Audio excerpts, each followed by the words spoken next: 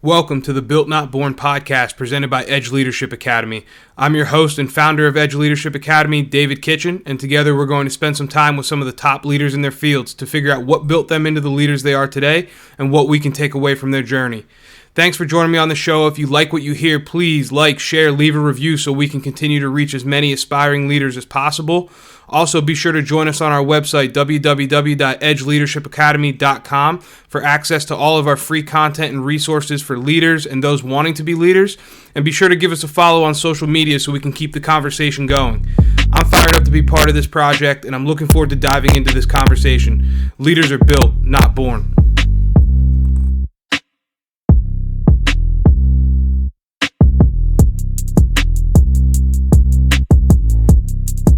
All right, guys, welcome to another episode of the Built Not Born podcast. We are here with a very special guest, someone that's had a big impact on me and the way I lead, the way I live my life, and he's a great mentor, great resource for you guys. So we're here with Coach Sean Manuel today. So, Coach Manny, I'm going to turn it right over to you, man. I know you're going to drop all types of nuggets, so go ahead and take a second, introduce yourself, and then we'll start ripping. Come on, man. Hey, awesome to be here with you, Dave. Ed Kitchen. I love this dude. All right. Couple of things. Good to be connecting. Background a little bit. I'll keep it brief. My college career, coming out of high school at a 1.7, so I didn't qualify. Went to junior college.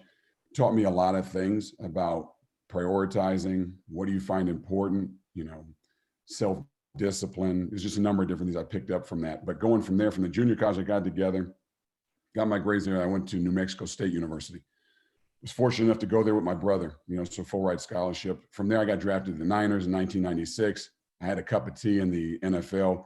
I was, Niners, then over at the Chiefs. I was hurt the majority of the time. Like I always say, I was glad they let me stay as long as I did with the amount of injury I had and the number of different things that went on with me personally, even maturity-wise. I came out of there. I went into coaching, and I grew up in a coaching family. My mom was from a sports family. My uncle is a Hall of Fame, California high school Hall of Fame coach. My cousin will be too.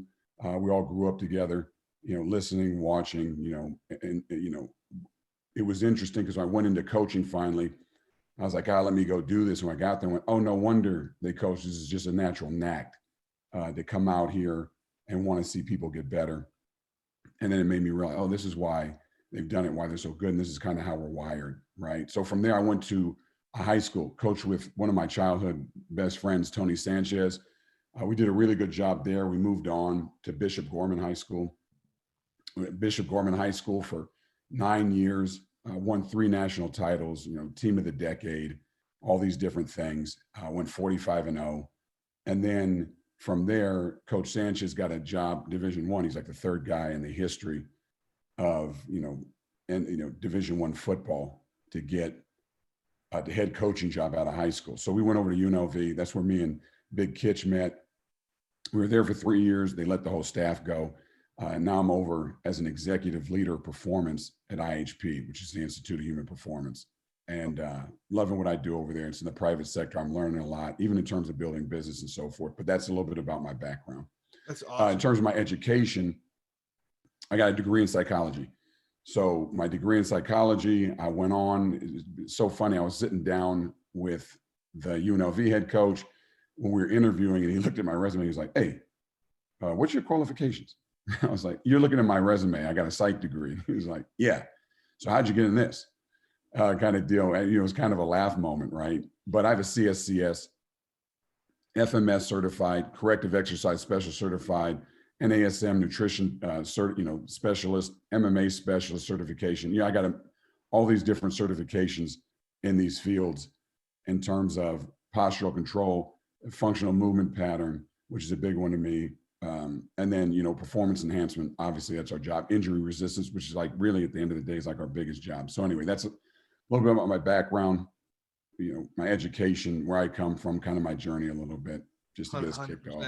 And I think the cool thing about you, Coach, is you have such a varied kind of basket of experiences. And I think that's something that we got to dig into as we get going here. So I want to take it back to the roots, man, back to the California days, back to Richmond. Let's talk a little bit. I think every leader has somebody in their life that is just the influence and is the driver. And for you, you know, you mentioned your family. So I'd love to know, who was your biggest influence and kind of what values did you take from them that now you see in yourself? Oh, always hands down. Biggest influence in my life, my mom. She's Sicilian, iron, Sicilian Italian. Strongest person I've ever been around. Never seen a person that strong, that tough. We were growing up. Her biggest expectation is, hey, you take responsibility and you're tough. You got those two things. The biggest things I took away from her was, hey, you work hard and you love people. And she would always say, hey, we're not like those people. And I'd be like what people? And it was like, hey, we're not like those animals out there. They call them animales, right? And we're not like them. We don't act like that. We don't start fighting over who's going to get what and these other things. Just to let them have it. You know, we love people. We take care of people. And it was the big example. I've never seen somebody so benevolent. Mm-hmm. We had 5 kids living with us in high school. The food bill in the 90s was like $500 a month. I mean, $500 a week. She was running like $2,000 a month, right? And you're like, what was she running, a boys' home? That was her benevolence. You know, you didn't upgrade into a house. You didn't get new vehicles. You didn't do these other different things. You worked to love people. I mean, she would lose like $100,000, $200,000 a year in billing because she wouldn't bill people. Right. They can't afford it. The insurance is messing with them. So you know what I'm going to do? Don't worry about it. And don't talk to me about it either. It's okay. Just leave it. She worked 16-hour days. She'd cook in the morning, make us food, and then she'd leave 16 hours, come back, clean everything up, and then do it again the next day. If she wasn't there, we wouldn't have ever made it through. I didn't have the discipline. She was the will and the fight that drove us through until things kind of clicked for us.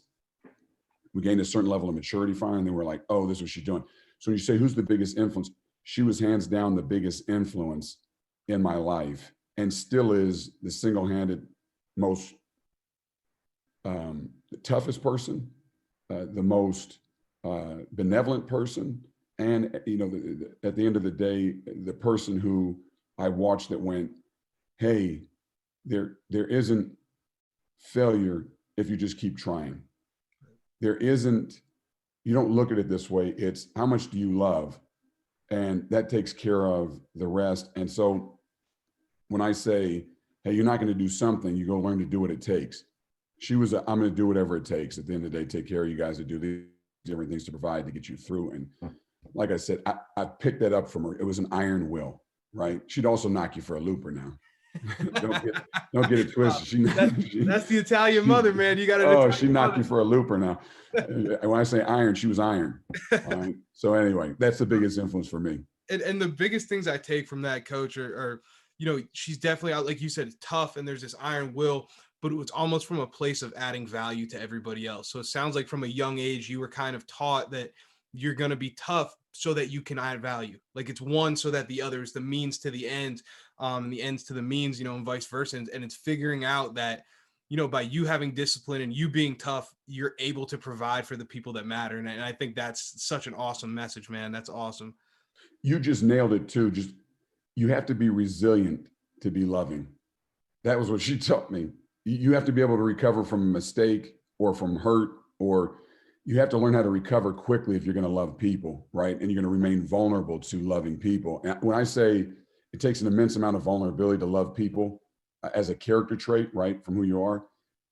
And in order to do that, you have to develop a level of resilience, a level of snapback, a level of, okay, I got to let that go. Got to forgive you. Let's work back through this. You're not going to distort the way I feel and think about things or my principle, you know, that kind of thing. I watched her embody that. She never said it, but as I got older, what you just said nailed it. It's like, hey, you got to be tough. You got to be resilient to stay in this kind of position. I love it. No, and that leads us completely into this next topic, because it's something that I think is a huge part of exactly what you just said. Like you said, okay, no matter what happens, you're not going to distort the way I see things or think about things. That requires a level of discipline, right? And I know this is one of your favorite topics.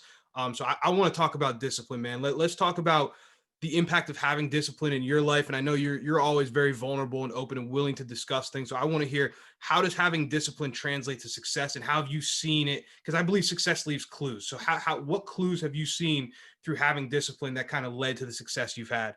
Oh man, this is a big one and really good. Okay, so starting out in high school, right? I didn't go to class. I chased gals and I chased women or young ladies.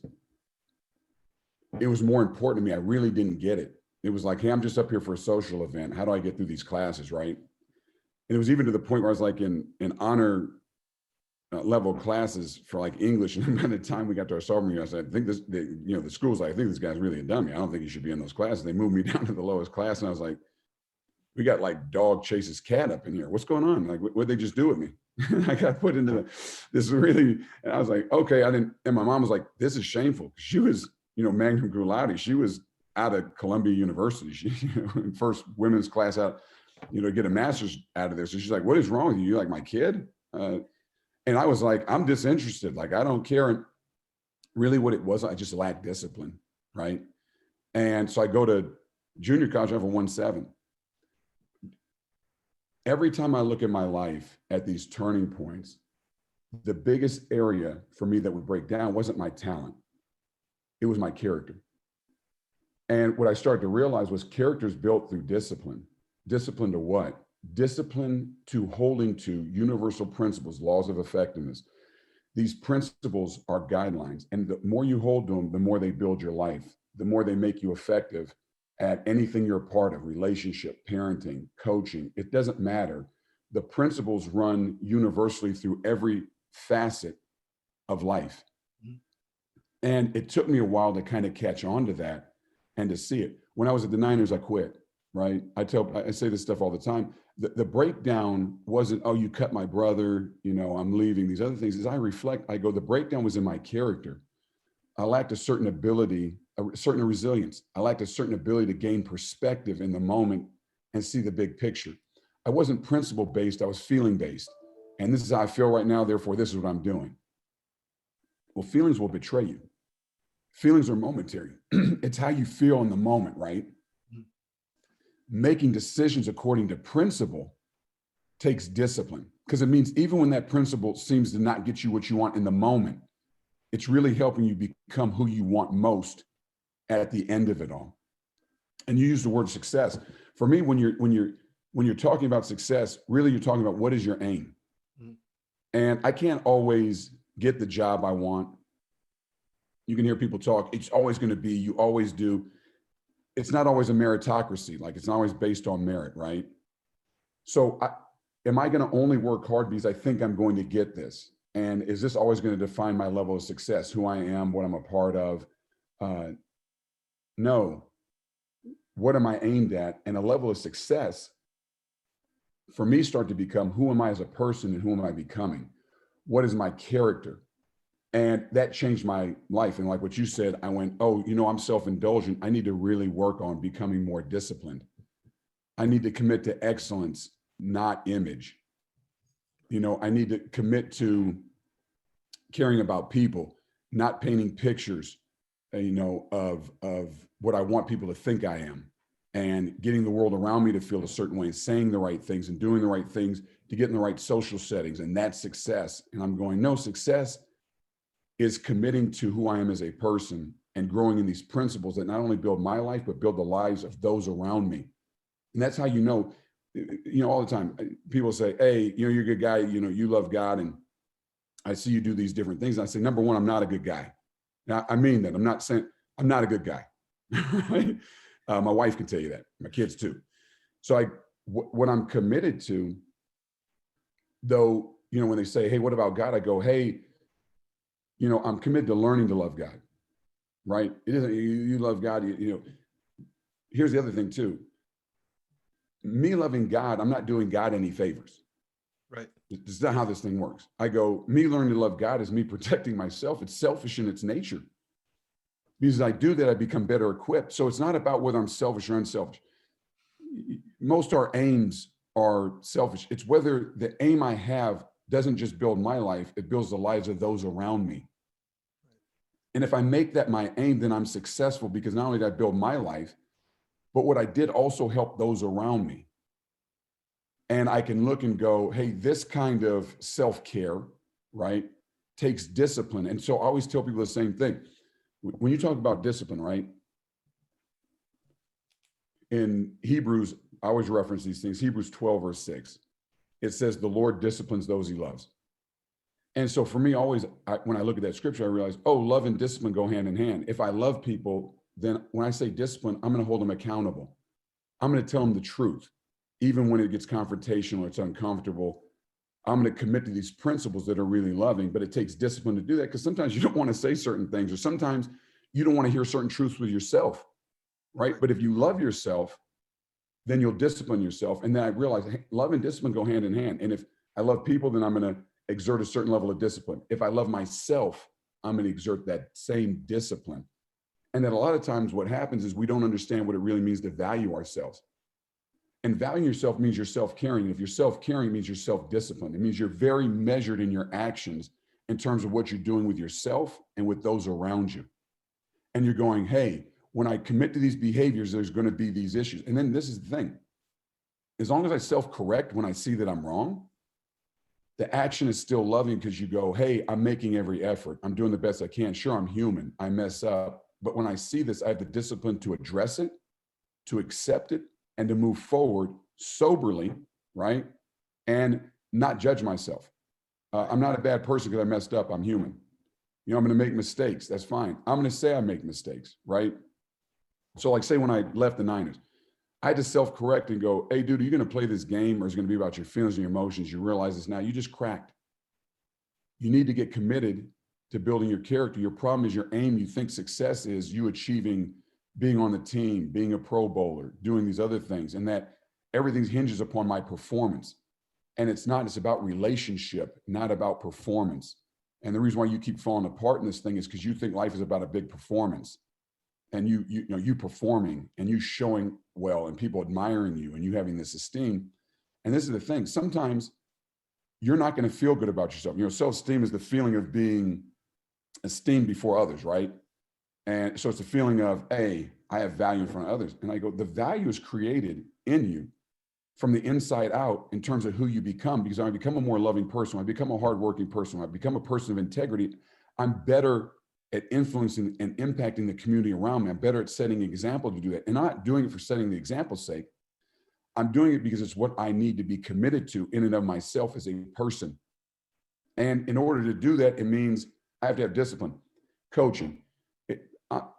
I know I can coach. I'm not always going to get jobs. I'm going to feel a certain level of rejection, regardless of my competency and my proficiency level. Normal. Discipline is going, yeah, I'm not this way to get that job. I'm not this way to do these different things. And even though I may not feel great about myself, or I'm disappointed about how these things turned out, what's my decision? Yeah, forget it. The whole world's like this. It's about me now. I'm going to do this. I'm going to do that. Or do I stop and go, no, dude, no matter what, you protect yourself through this discipline, because other people act a certain way doesn't mean you change who you are. That means that people are defining you and life is being decided for you from the outside in.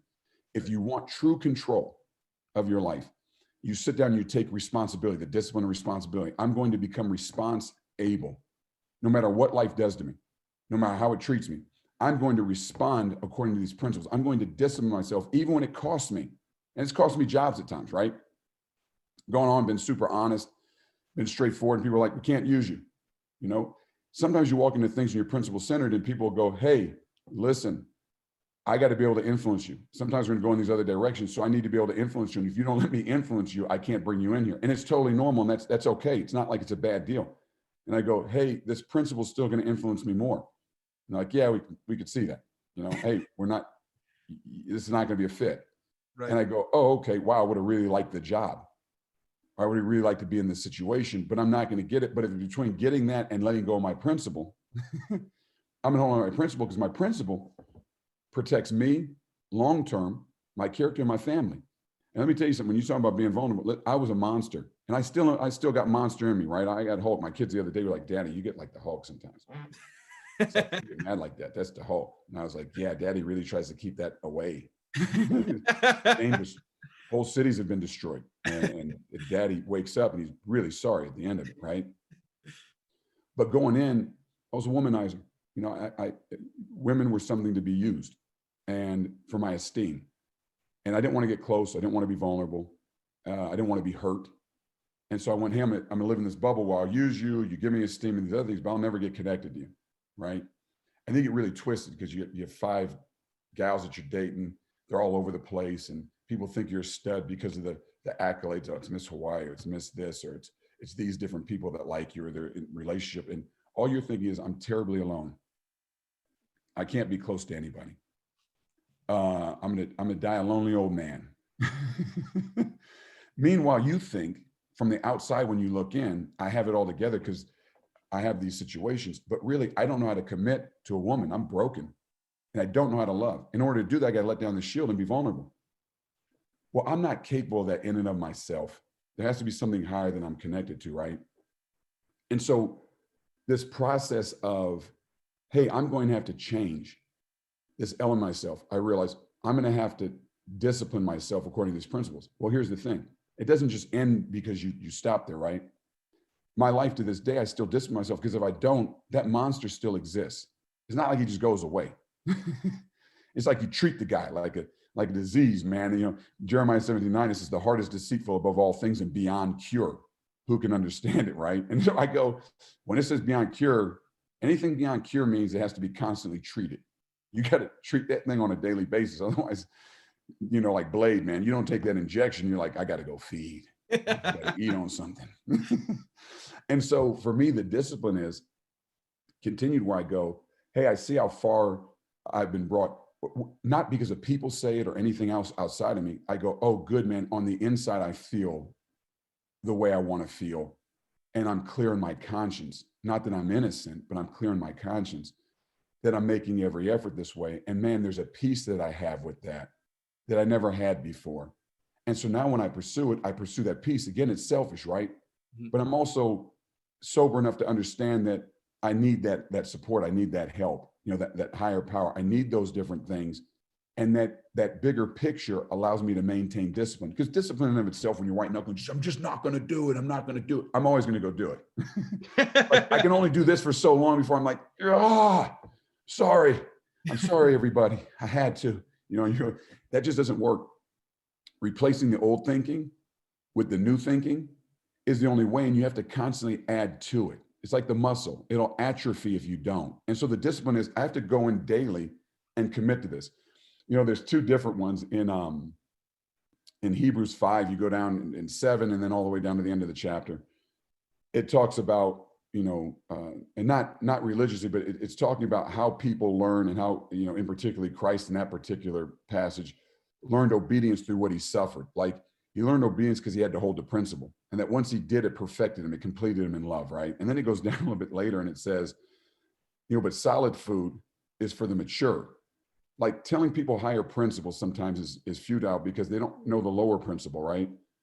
Or they don't know the base principle, the basics. Like telling a guy about rate of force development when he doesn't even know about proper squat pattern or these other different things. You jump some steps there, right? And it says, but the people become mature who through constant use have trained themselves to distinguish between what is good and what is bad.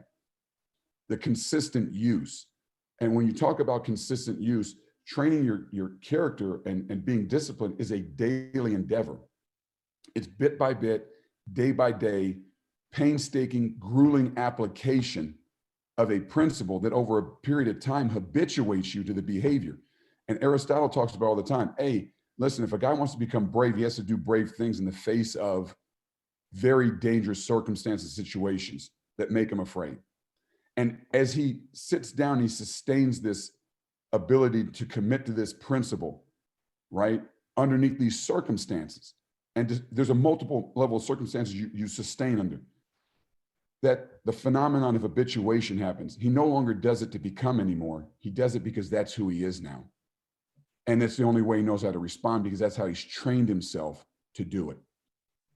And when we talk about these discipline and principles, discipline is the tool that allows you to internalize the principle and hold to the principle.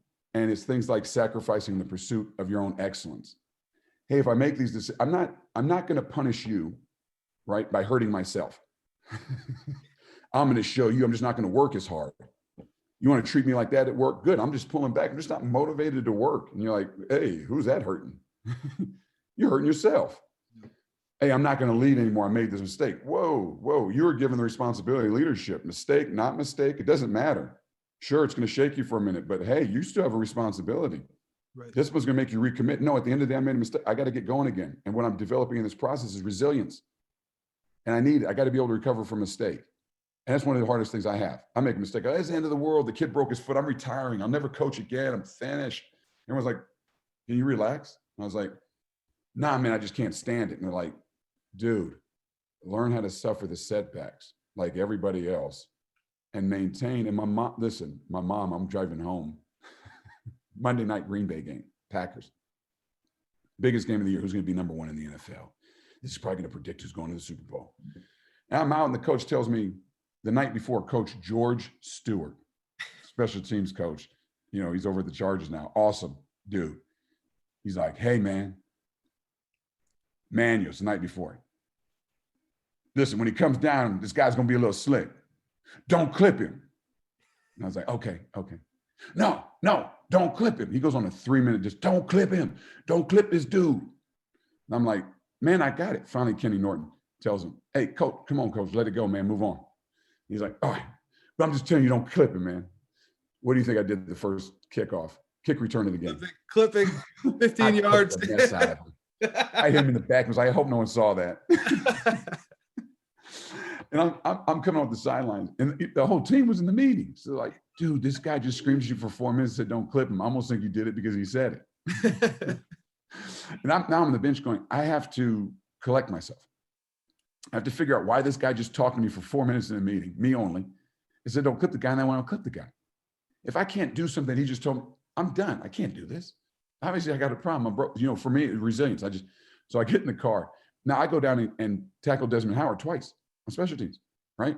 And do all these other different, and I go, some blocks and some other different things. And I go, do you think I thought about any of that stuff? Guys are like, hey, this is a really good job. Hey, you got off the ball against this linebacker, Wayne Simmons, who no one gets off the ball with. He had to grab you downfield and throw you down, and he got a flag for it, right? He goes, man, but you got off the ball on the guy.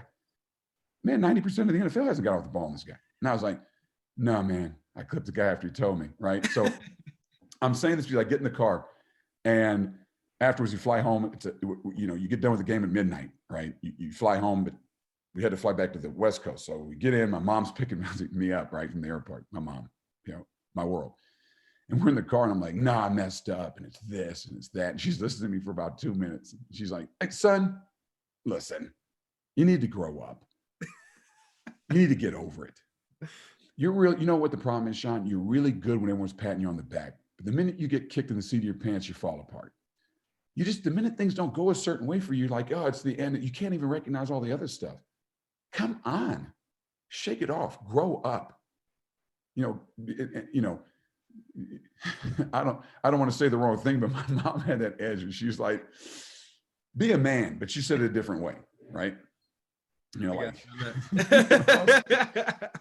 now I'm sitting in the car. I'll never forget. I'm staring straight at him, like, I'm not talking to you anymore. I'm done. I should have known better than to have this conversation with you, the old truth shooter over here.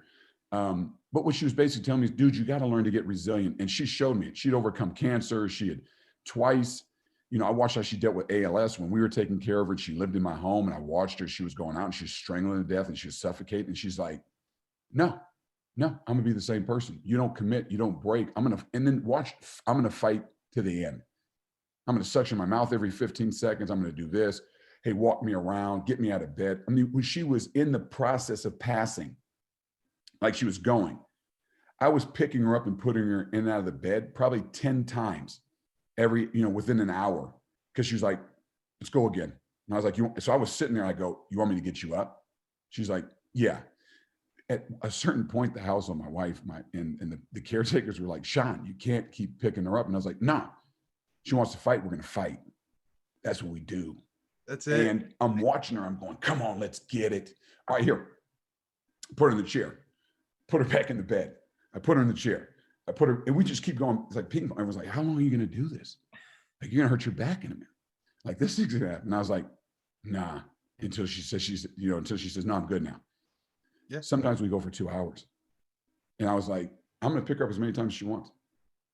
This is what we do. I say that because I go, that was the epitome of the things that I saw. And I realized she was saying, hey, dude, you got to get tough. You got to be resilient. Well, it takes discipline to do that. Right. Like when you're self-indulgent, you just give in to how you feel. I'm just going to give myself an excuse. I'm going to go do this because I want to, versus going, nah, dude, you're going to suffer deeply. And the gap between who you are and who you want to be, that gap is suffering. It's discomfort. And you have to sit in it until you become who you want. That takes the effort of your attention. That's willpower. The willpower is just my ability to center the effort of my attention and center it on an object until either I or the object bends to the shape that is necessary for me to become who it is I want to become. If I learn how to hold into that, I learn to sit in that, then anything becomes possible in terms of who I become as a person, not obtain, because life happens. You get sick, these things happen, life throws you all these curveballs. That's not the point, but you'll always be successful if your character and who you become as a person is the aim, because that's the one thing you control. No one can take it. In Romans 5, verse 3, it says, hey, listen, not only so, but we also rejoice in our suffering, because suffering produces perseverance, character, and character gives you the ultimate hope, character, hope. And it's saying, hey, do you want to have an unshakable hope? Build an incredible character, because your character cannot be taken. It's built from the inside out, not the outside in, and no one can take that from you. You can just give it away. And a lot of times we think that people are taking something away, but it's not. We're really giving it away because we haven't made a decision to take responsibility. And once again, we're talking about discipline. You know, hey, learn how to be disciplined. So once I made that connection, we talked about it, and I went on monologuing here, but I go, the discipline is the thing that once I identified it and went, oh, this is it. I need to hold on to this, but not discipline for the sake of discipline. There's a higher purpose and calling for the discipline. Discipline is the tool I will use to build this bigger quality. And this bigger quality is love, right? And so people say God, Jesus Christ, and nowadays everyone freaks out about religion, these other things. I don't believe in religion personally, not religion in and of itself, right? I do believe in the principles. And when I see the Bible, you name it, these different aspects, I see principle. And I see people that live by principle. And I see them adhere to it, even though it costs them their life. Right. And when I see that, I go, oh, that's how committed to it they were. They wouldn't kill me. And that through that level of discipline, what they were able to do is impact the world in an incredible way and have a tremendous amount of impact. So that's what I see when I do it. And as a coach, that's what we want to do. We want to have impact. And so I go, hey, it lies at discipline. People maximizing their talent, and that's my job, is to help people maximize their talent, will depend on their level of discipline. Right. So how valuable is it? And that's why I always talk about it. Man, Coach, you got me fired up over here. I'll give you the three big takeaways that I took from that. The first one is everything you talked about. It's the process, man. You become obsessed with your process. Like you stop worried about the outcomes. Like you were talking about all these different situations you've been through. And every time it went poorly was when you started to shift your focus to the outcome and you started to look at, oh no, this didn't play out the way I wanted it to, versus if you lock back in and, like you said, get out of nothing prematurely, like sit in the pressure, let it do its work, right? And then you get to where you want to be ultimately. But even when you get there, it might not be where you set out for. It might just be where you're supposed to be at that point because you followed the process and you stayed committed to the principles that you said, these are what's important to me. So that to me is huge. And then the other big thing was every time you got off the path, it was learning that discipline is not a switch. It's not just going to change overnight. You don't just get this character. You don't build your character in one decision. It's understanding that, hey, I am human. I'm going to stray. But how quickly can I get myself back to the path? So like you were talking about with the self-correction and those things. And I think sometimes that's where people miss, right? They say, okay, I'm going to be disciplined. And then all of a sudden that Ben and Jerry's calls and they eat a scoop of it. And then it turns into a pint. And then 3 days later, they've watched 4 seasons of Netflix and there's Chinese containers everywhere. And they're like, I'll start on Monday.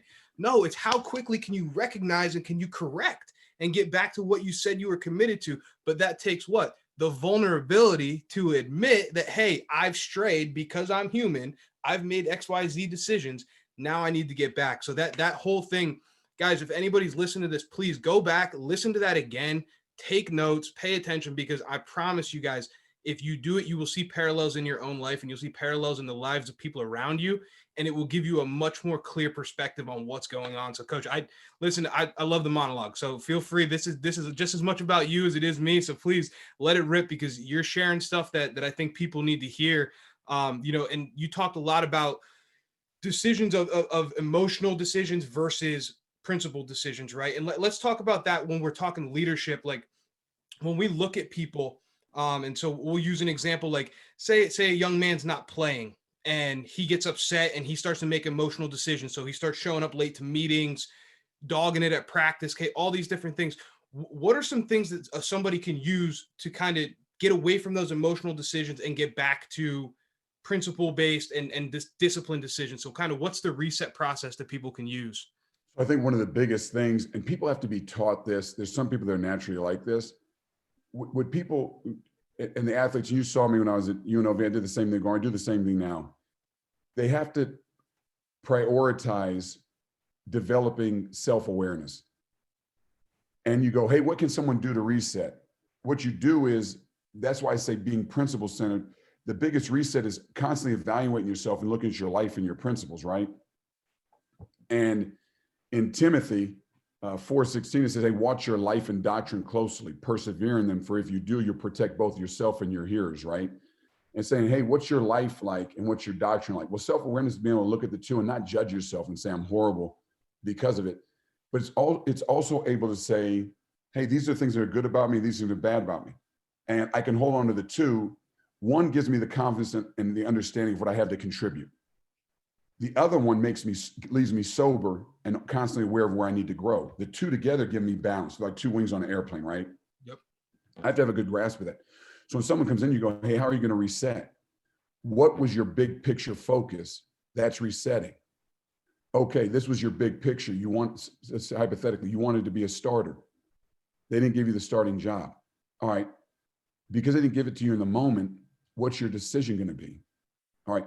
Let's evaluate how you respond. You've responded by shutting down, not showing up to meetings, retracting, all these other things. Okay, let's look at your big picture again, create some self-awareness here. How is that behavior going to get you to your big picture? Because your big picture was that you want to start, right? How does this help you get there? Oh, it doesn't. Okay, your emotion in the moment told you, hey, I'm going to punish you. And I'm just not going to show up to your meetings. I'm going to make you feel this way, coach, like you're getting blown off, like you're disrespected. Okay. You think you're punishing the coach, but what are you really doing? Who are you punishing at this point? Self, 100%. Yourself. And you go, oh, to hurt him, you're going to punish yourself. Then you're going to get mad at him because you're like, you punished me by not giving me this. And so I'm going to teach you by punishing myself. And by committing these behaviors, they only make it hard, not only for me here, but any job I go into, any relationship I go into. Okay, how does that help you? Okay, it doesn't. Here's the thing. Let's walk through the decision-making process you got. You're not trying hard, which means the goal that you have, either two things are going to happen. You're never going to reach it, or someone's going to get hurt. And listen, God forbid, they're going to have to put you in. When they put you in, you're not going to be ready. And then what's going to happen is you're going to hurt everybody now. And the consequence of your decision-making isn't just going to hurt you at this point. It's going to hurt the group around you and bring everyone down. And this is it, only confirming to the group that didn't want to start you to begin with why they made the decision they did. So let's walk back through this process, develop some self-awareness. No matter what, you need to learn how to stay faithful to you. It means despite outcome, you need to stay committed to these principles. I'm going to work hard. I'm going to bust my butt and I'm going to give everything I got. And it's going to be disappointing if I don't get what I want. These things are going to happen. But the biggest thing I'm going to want is to learn how to have this integrity, to learn how to be a hard worker, because I can take those tools into anything I do and they'll still build my life. Right. If I take this, well, you did this and I'm going to punish you, I'm not going to go hard, I'm going to do this. Well, then you're going to have a hard time being successful at anything you do. The minute it gets hard and challenging, people don't give you what you want. So when you say, how would you walk somebody through the process? That's how I do it. I'd sit down and go, hey, let's build some self-awareness. This is how you're making decisions. This is the principle. Yeah. All right, now I want you to write it down. I want you to create a journal and say, hey, why?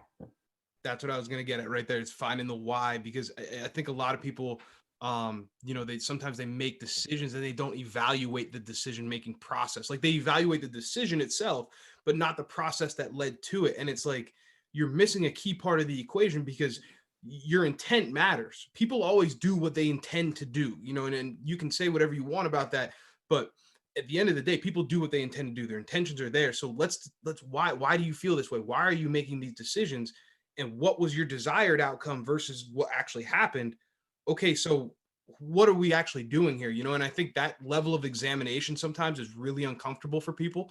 And it's a skill that's learned over time. But I think what you were saying there, relating it back to, you're not just letting yourself down now, you're letting down other people. Like now you're affecting everybody because you didn't want to continue to prepare. And it's not just sports. We're talking, in a football sense here, but it could be business. It could be doctors. It could be whatever. It doesn't matter. If people are depending on you and you decide that because you didn't get what you wanted in the moment, you're going to stop preparing, and then the moment comes and now the ship sinks because of you. Well, what was that decision making process? What was going on there? And to me, that's just you lack the self-awareness, or lack the, not the, I don't want to say the I don't want to say the intent. You lack the ability to examine your decisions, and then, like you said, reapply the disciplines that got you to where you were. And that's so big. It's such a, it's a learned lesson. It's like you said, it's like training a muscle. You have to do it. You have to get more and more comfortable in the discomfort of admitting, like, okay, yeah, I gave into my desires and my impulses there. I gave into these things here. Okay, and knowing yourself. I say all the time, know your demons. Like, become friends with your demons. Like, I know for a fact I have a lazy streak a mile wide. A mile wide. Funny story, Coach. Within the first week of us meeting, you called it out on me. You said, "Hey, I can see it. Don't let it come out." And I'm like, "No, you're right. I know that. I know that that's there. I've been battling that person since I'm 20 years old when I realized it." But what happens is, if we don't become friends with that demon and we don't start to realize that that's there, it sneaks up on us because we stop keeping an eye on it, right? It's like when you have kids and they're running around the house and things go quiet for a second and you close your eyes and then you're like, oh, wait, what's going on? And all of a sudden a plate goes flying across the room and you're like, that's what happens when I don't look. That's what happens when I'm not paying attention, right? Same thing in our life. We have to manage our dark side and manage those tendencies that we have, because they start to affect the rest of the people around us, which is unbelievably, selfish in and of itself, really. Big time. And you said it too. Our demons aren't who we are. Like, they're aspects of us, and they're an aspect of us. They're inclinations that we may have, right? They're self-protect mechanisms that are dysfunctional that we have in our lower nature, right? No doubt. The hard part is that people have a hard time looking at it because they start thinking it defines them, or that's who I am, or maybe if I hide it, it doesn't matter anymore. And you just said it. You got to be friends with your demons. I'm going to admit my weakness. I'm going to say it because, listen, under pressure, it's going to become apparent to everybody. I'm not hiding anything. It's like with my kids. I'm up front, not because I go, hey, listen, in a minute, you're going to see dad got issues. Yeah. So there's no sense in me sitting there hiding, so that when you get to be 16, 17, you know what I'm starting to realize? Dude, you're a big hypocrite. You're a big liar, because I decided to hide these weaknesses I have. And you say demons, we hide our weaknesses. Yes. They leave us vulnerable, and we don't want to be friends with them because we don't want to acknowledge that, because we feel like, hey, that makes me less than, or makes me inferior. That's just based on what you're looking at and your perspective. Mm-hmm. And if you let that define you, then it is. And I struggle with that the most. Bitter envy, selfish ambition, constantly comparing myself. Am I better than you? Am I this? I got to be better. Dude, I have that in me a mile long. Mm-hmm. A mile. I want to walk in the room. I want to be better than everybody. I'm better than you. I got my daughter, one of my twins, right? First thing she always says is, when she walks in, when she meets somebody, I can beat you. I'm like, oh, that's it. You're not supposed to say that out loud, honey. That's what's on the inside of us. But, well, you have to temper that. That's a demon, right? That's a weakness, because what it does is reduce everybody down to a rival. It doesn't want to see people get better. It wants to promote itself over people. It's part of. I'm not going to digress, but it's part of the issue in the country. It's a power focus. How can I be better and maintain control and be over everybody? And you're inferior and I'm superior, right? And you go, we got to fight those demons inside. Well, first step is going, hey, I need to acknowledge this. I need to acknowledge the damage this can do. Mm-hmm. Okay, that's not me, because I can make decisions. I can discipline myself according to principle, and then I can move myself out. But the sobriety is, this is always going to be there. So when it shows up, I just have to reassess, be committed to the evaluation process, dedication to the truth. That I'm going to take the truth, no matter how uncomfortable. My truth is going to be of greater desire to me than my comfort. Right. Right. I'm prioritizing. Okay, good. So here's the thing. I reassess, I work back through it, right? And I balance. So you nailed it with what you just said. I go, absolutely. Yeah. You be friends with your demons. You go, hey, I'm not going to, I'm not going to feed you. No. And because you have to discipline them, right? You have to, so like now when people look at my schedule and people in my friend group and my family, they're like, dude, why do you literally schedule out? I mean, down to showers and meals are on my calendar. Like, what time? They're like, why do you do this? Like, why do you schedule every minute of your day? And I'm like, because I have to. Because if I don't, and I allow myself freedom, I know what's going to happen. I know who's going to come roaring back from the dungeon, and it's going to be the dude that says, you can put that off for a little bit. You can do, you know what I mean? And so for me, I have to do those things. I have to discipline myself to that level in order to keep that person away and keep those demons at bay. And so, like you said, it's not a weakness. I admit it. I openly say it. Like, no, because if I'm left to my own devices, I'm going to be a bum. I'm not going to do what I want to do. And so I have to keep this level of discipline throughout. And it's interesting to see, when you can get a group of people that can discipline themselves like that, the type of atmosphere and the type of culture you can create, because it becomes really, really special. And I think you were part of one. I want to use that as kind of a segue. I think you were a part of that. And I'd love to hear some of the insight. Like, when you were in a culture in the NFL that is one of the most researched and storied cultures in the world, as far as what was going on with the 49ers at the time. And then obviously you guys were able to transition that down the road when you got to Bishop Gorman and kind of recreate something similar. I just want to hear, like, what are some of the things that you pulled from that culture, and what are some of the things that you use then to build a culture like that at Bishop Gorman later? So a really good question. When I came into the Niners, I had no idea, because I'd come out of New Mexico State University, right? We were like 4 and whatever.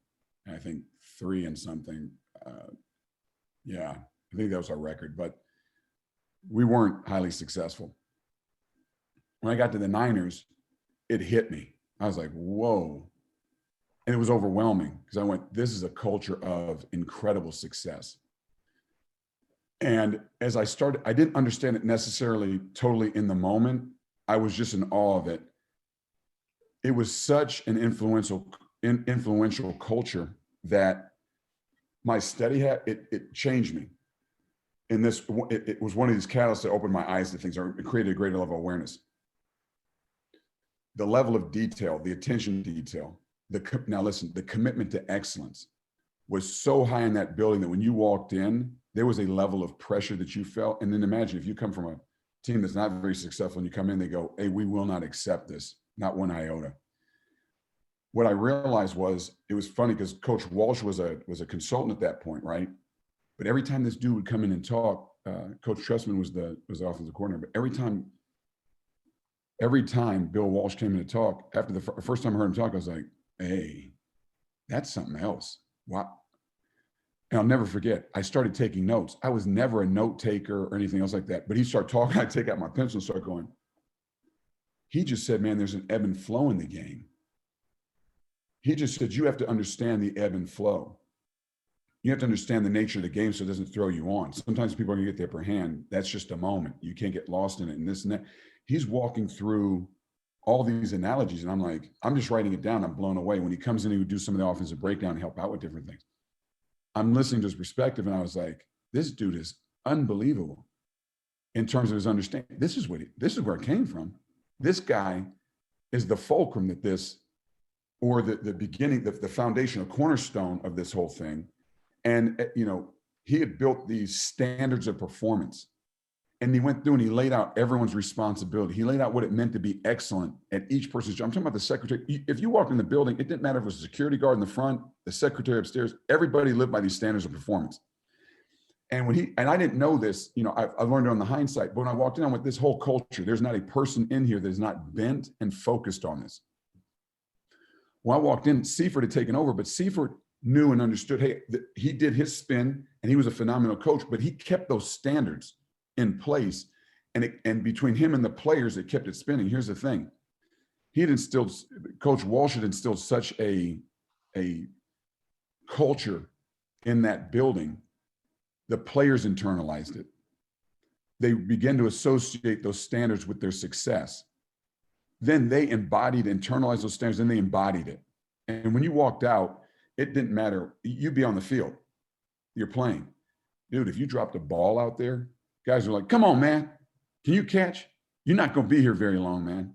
And you're like, I dropped a ball. You can't drop a ball around here. When I say you go whole weeks, you wouldn't see the ball hit the ground. When they're throwing to different guys, you've seen guys that I've never seen drop a pass. I never watched them drop a ball once, a whole year, 20 weeks. I never seen them drop a ball. When I dropped 2, I was like, they're like, you're about to get a roadmap and an apple. You get sent down the freeway here. You better figure it out. And I was like, oh, this is a standard of excellence. I get it now. And as I started to elevate, it started to change my life. I began to maximize in the facility. I began to maximize, and I went, oh, you know what? I get it now. I'm capable. I've just never pushed myself to this degree. Oh, I can be. And as they start to share things with me, in the facility, I went, oh, this is the best I've ever been as a player. The plays I'm making, the things I'm doing. Oh, this is the next of, oh, you only get here when you go through this. That's what they build. That's what they're doing. That's what this is all about in here. That's why the expectation's so high.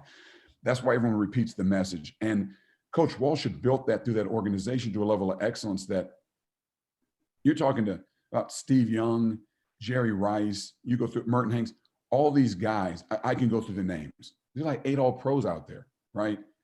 Everybody had that thing internalized. Everybody preached it. If I didn't get to the sticks on first down, he didn't care. They didn't care who was covering me.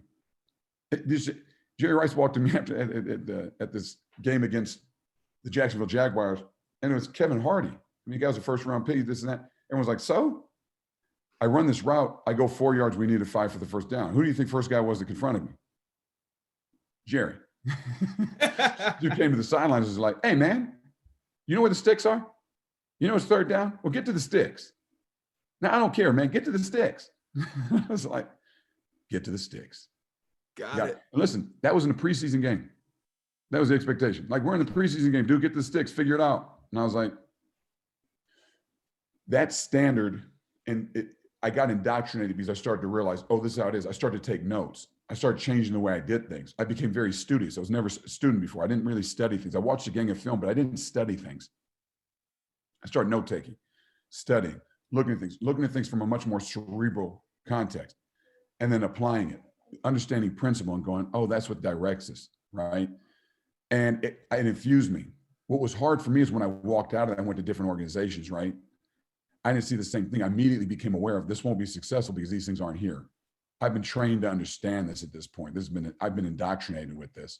And the reality of the thing is that without these principles are what allow it to be in place, and the application of them, somebody's ability to be accountable, hold things accountable and do these other things are the things that ultimately do it. As we go through those things, and as I internalized those things with that group, what ended up happening was I went, okay, if you want to be successful, you have to live here. You have to be in this level of discomfort, and you have to be okay with it. Listen, not because of the suffering in and of itself, but because of what it produces. Right. I have to be okay with what this suffering produces because I want what it produces. I just don't like the moment when I'm going through it. And again, Hebrews 12, down to verse 15, it says, no discipline seems pleasant at the time, but painful. Later on, however, it produces a harvest of righteousness for those who are trained by it. And I realized, oh, these guys have gotten onto it. If you live like this, you go to the Super Bowl. If you live like this, you become team of the decade. If you can hold to these principles, this is the kind of success you have over and over again. Okay, got it. And like I said, when I went to other organizations, if I didn't see it, I was like, oh, these guys, they're not committed to it the same way. This isn't going to produce the same. Oh, I get it. Okay. If you want the success, you need to apply it.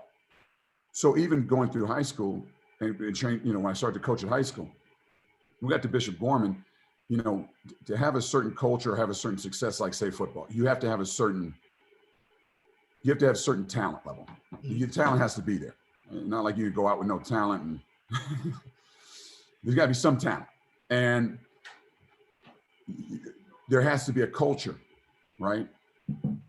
And the culture has to be so intense that it indoctrinates the people that are in there with these principles of success, these standards of performance, whatever it is that you want to call it, to the degree that they embody it when they go out. And I understood it. So when I got to Bishop Gorman, the thing I really identified with Coach Sanchez was his intensity, his intent, how much I could see this guy wants to win. He'll self-correct. He'll do whatever he needs to do to get to this point and be successful, right? And he has an intensity and understanding of discipline that will allow it. He's going to crack the whip. This is going to be like, no, you do this or else you get the bleep out of here. And this is the deal. This is how it goes, man. Winners win and winners find a way, and so do losers. And alignment assignment technique from that, just being around you go, and I watched what that discipline did, right? And then when I was able to infuse and start going, hey, you build a culture of discipline in how you think and who you are as a person and the way that you live, not just here, but anywhere. And we fused those things together. We had a tremendous amount of success because what happened was the element on the outside, he took care of it. The element on the inside, I took care of, where people's decision-making were in the thick of it. They're the heat of the battle. I'm done. They turn around and go, nah, man, if you want to become it, you hold to it. And this is just who we are now, until that's who they were. And one of the best things I saw, one of the most phenomenal things I saw and was a part of was Our final year, we're playing St. Thomas Aquinas, and we was on our way to the third national championship. And Coach Sanchez, the older brother, had moved on to UNLV. I didn't go with him. And then, I was with Coach Kenny Sanchez, his younger brother, who took over the head job. And I'll never forget, we're in the third overtime of this game. They had 8 guys, Division I guys on their D-line. We're used to gassing people who just had one D-line, right? And I was like, hey, guys, this week we ain't gassing this group. And they got 8 Division I guys. You're not going to gas them. They're just going to rotate every time the guy gets tired, and new monsters coming in. And when I say monster, I mean monster. And so the guys are like, okay, you just have to set your mind. It's going to have to be, you have to maintain the same effort of attention. You can't worry about outcome, because there was a lot of losses and there was wins and losses of going back and forth. Like Coach Walsh said, there's an ebb and flow that goes. You can't get discouraged by it. You just have to stay committed to the process, like you talked about earlier. So we get on this goal line, and they had stuffed us. We're in a power play, the inch line. You talking about resilience? I had to walk off and go, dude, don't go into your cave of self-condemnation. We couldn't get one. We couldn't get a half inch. I'm useless. I couldn't be a good coach. I couldn't get. This is terrible. I missed. I should have coached, been on this thing. So I was like, no, don't stay in here. So the athletes, what I seen with them when that happened was they didn't lose any resolve. There was no flicker in their intent. And we got in this situation where it's the third overtime, and we're on the goal line, and we score, and they go, hey, go for 2. And Tate Martell's out there, he's going, no matter what, let's go for 2. And I go, wow, let's just end it, man. Whatever happens here happens. And I look at the line who hasn't been overpowering people like they're used to. They didn't go that way. And when I looked at it, I went, hey, no matter what, these guys are set. They're committed no matter what to this process. And we're like, hey guys, we're going to go for 2. What do you got? And these dudes turned around without me saying anything. I said, I'm not going to go in here and get everyone all hyped up and these other different things. The O-line, and them looked at each other in the huddle and they're like, hey, no matter what, everything you got, no matter what. And the line started going, yeah, no matter what. No. And there was a level of excitement and enthusiasm in it, a level of resolve that went, these dudes are elevating. We're in the third overtime, and these guys are elevating because they're going, this is the moment. This is what we wait for. And they call the play. When I say in synchronization, everybody locks up with a guy. They run a toss. Everybody locks up with a guy. Verbatim, technique-wise, everybody's a perfect fit. Everybody gets their position, right? One guy edged it who was a defensive player, was an offensive player, who comes in and kind of issues, and Biagio goes right in. He'd have went in unblocked if the one guy would have squared up on the guy more, but he made him have an angle, so he comes off and he tackles Biagio, and Biagio goes in the end zone. And we go nuts. For me, the incredible part about that wasn't the win. It was seeing the embodiment of the principles and the perspectives that these guys had internalized. It was the culture that we had that I went, do you know how hard it is to build this type of culture? I've seen this at the Niners. We were over at these places, we tried to, but this is the time we actually did it. We actually built this culture, and I go, this is a unique deal. And as a result, there was 3 national championships, right? We beat 6 top 20 teams in the same year, where no one does that. No one plays those type of schedules. But I go, what was it? We became the elite of the elite. It was the talent that was there, but the talent was infused with a culture and a sense of discipline that allowed those guys to maximize who they were as individuals. And that's the thing I say to everybody over and over again is, hey, it's culture, culture, culture, no matter what. And how do you build that? And what's the leadership that's needed on a daily basis to spin the wheel of that culture? Because it doesn't just stay rolling. Like if you build a solid culture, what happens is it starts to fuse it. It starts to motivate itself from the inside out. Like the players start driving. It's player driven. Now they do it. And that's why I saw the Niners. I go, man, the players run this team. It's their principle. It's who they get it. They're going to stay the course here no matter what, because they get how it's the association with the hard work. It was the same thing at Gorman. These guys come in, I'm just watching it spin. They go about it now, and I'm just in the background watching them go to work, because they realize, hey, this is what we do if we want to be great, and we're not going to be any other way, because that's what we've learned here.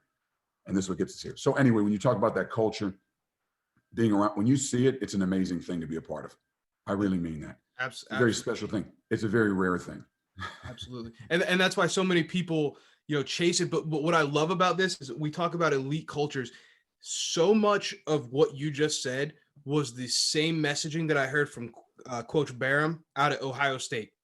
And it's like, success leaves clues. Like elite cultures have things in common. He was telling me a story about Justin Fields and how other players were able to hold Justin Fields accountable. He didn't have to. Justin Fields is about to be a first round pick, but it was from the inside out. And he was talking about how closely their players guard that culture. And he said it's really cool to watch how they bring the new guys in and they almost vet them and they kind of go through and see, okay, can this guy drive the culture? He's just going to be a guy. We'll pour into him, but this guy, he's going to drive the culture. He's going to be one of those dudes. And so all of a sudden it starts to kind of, it's like cyclical, like it starts to recharge itself. And that's why you see like you guys had at Gorman, like Ohio State has, like Alabama has, it doesn't graduate. It just keeps going because it's passed down from generation to generation. And it's like you said, it's internalized. It's who they are.